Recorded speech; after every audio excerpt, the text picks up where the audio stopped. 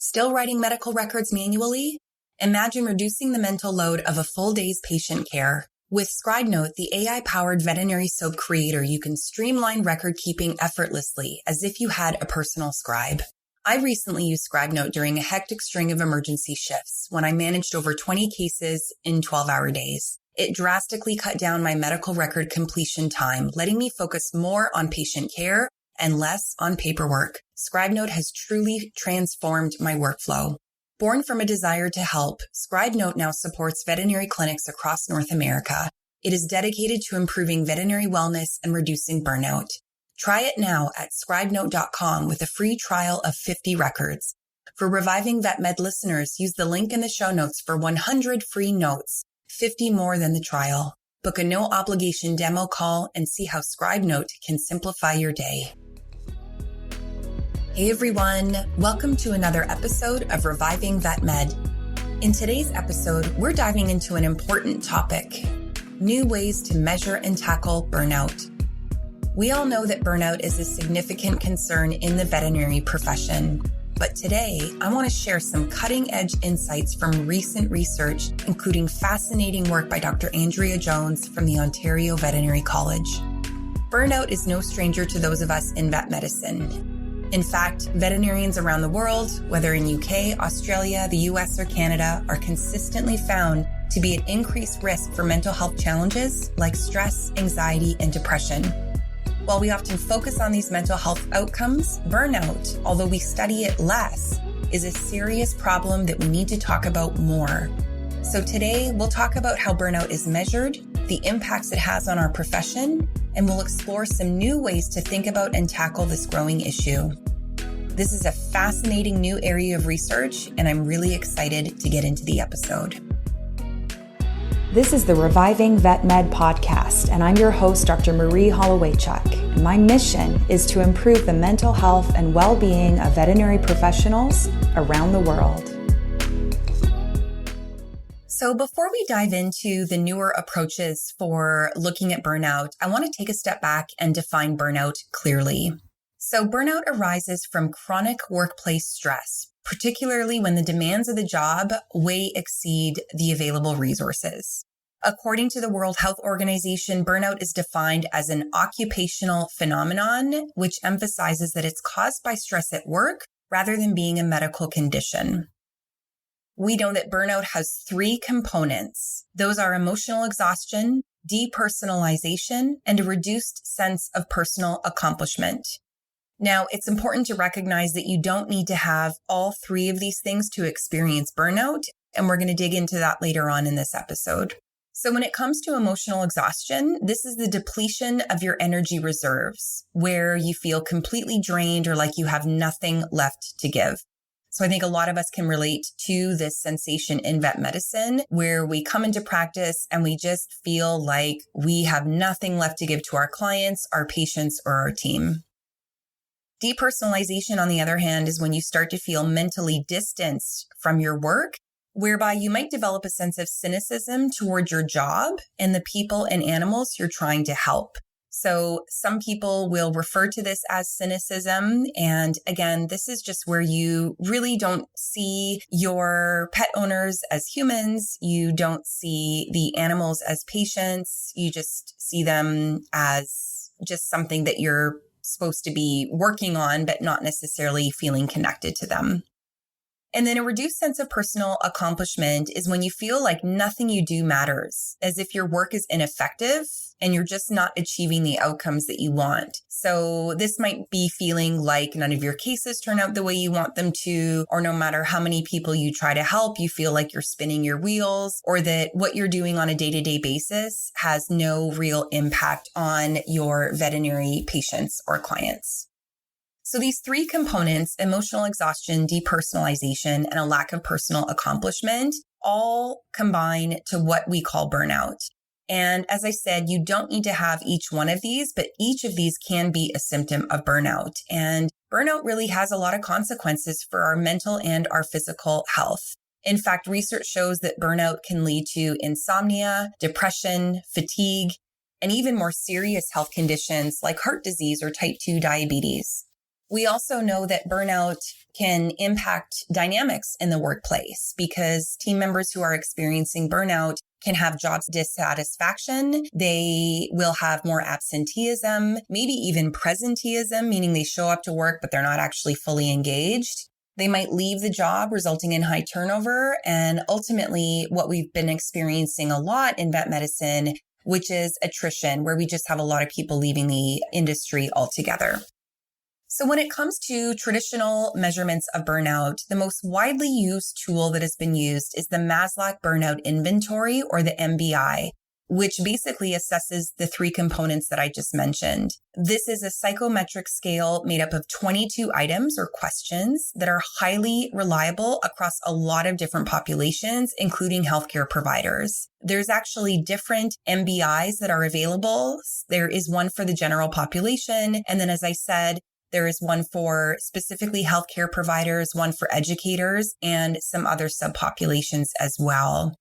And I'm going to link to a blog that I wrote a few years ago regarding how to measure burnout that talks about this scale. But essentially how it works is that there are statements related to emotional exhaustion, which ends up being measured on a scale of 0 to 54, with higher scores indicating higher levels of emotional exhaustion.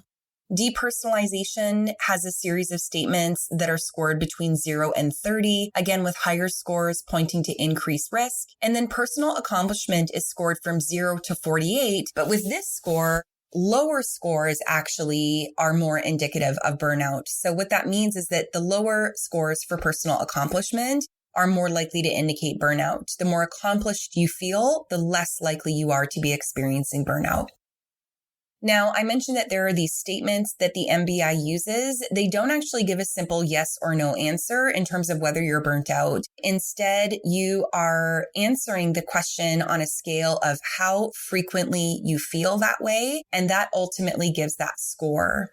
And really, when we look at these different subscores or the three different components of potential burnout, it allows us to really understand how burnout is affecting that individual based on each one of these different ways that burnout can show up.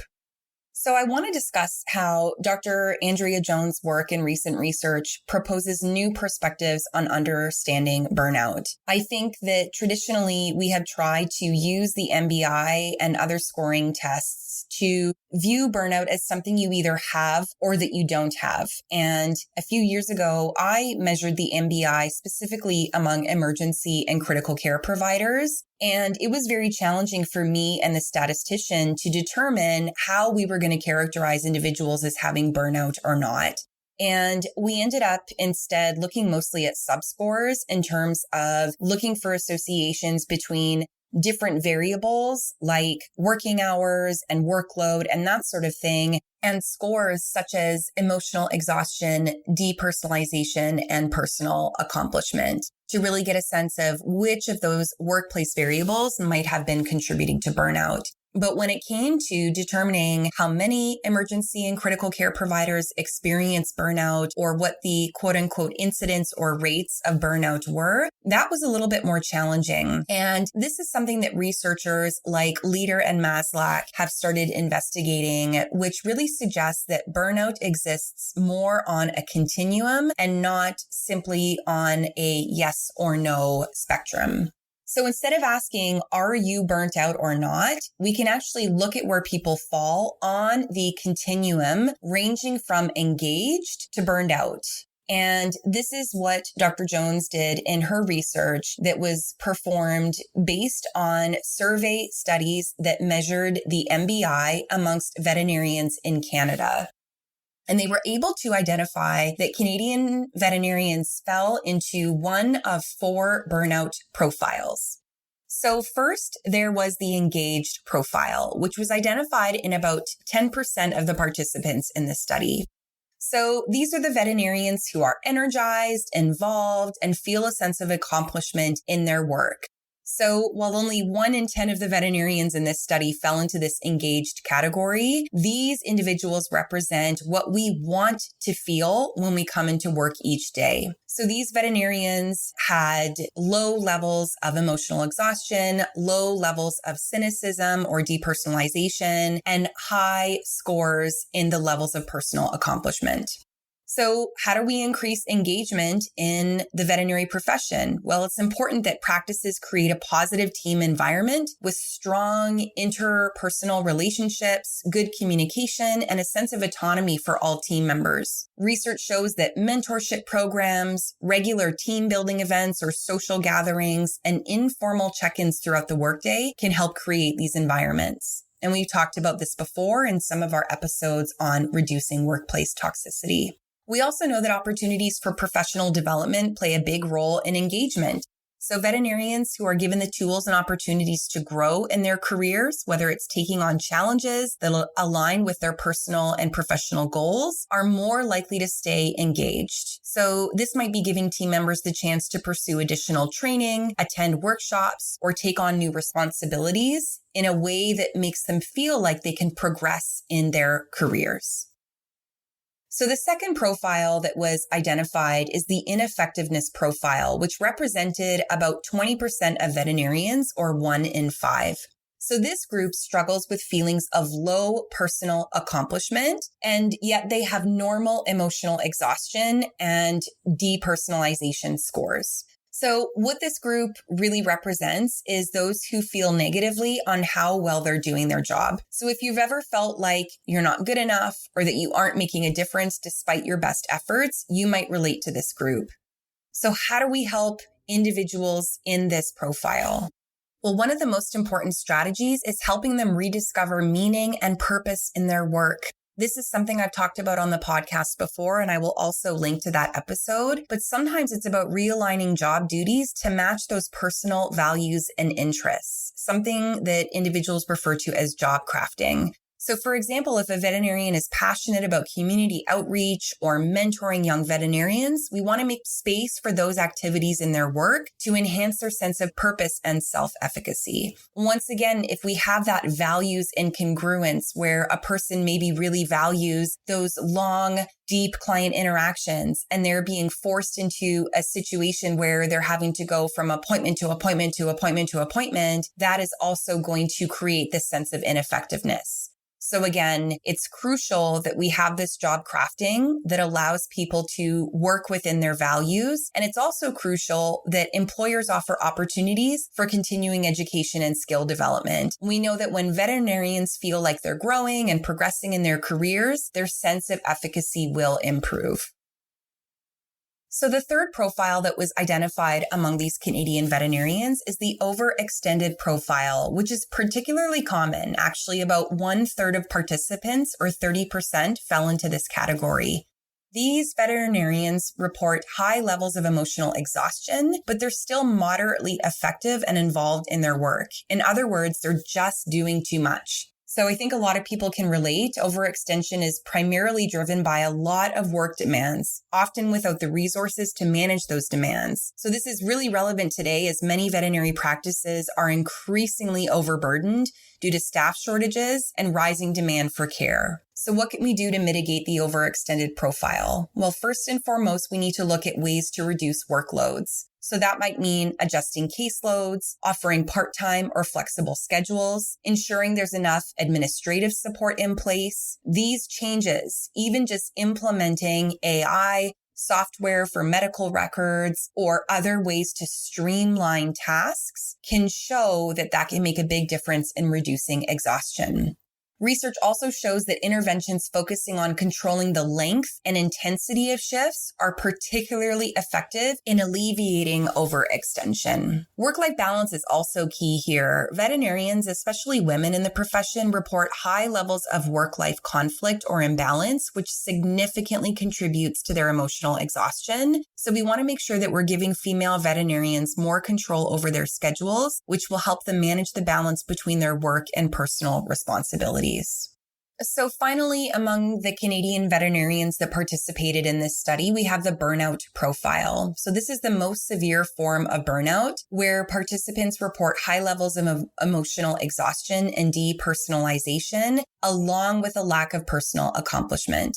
So this is the most concerning profile because it suggests a complete depletion of energy, along with feelings of detachment from both the job and the patients. So unfortunately, the largest number of veterinarians fell into this category, which was approximately 40% of those who participated in the survey. So for vets in this category, individual interventions like stress management, cognitive behavioral therapy, or mindfulness can be helpful, but they aren't enough on their own.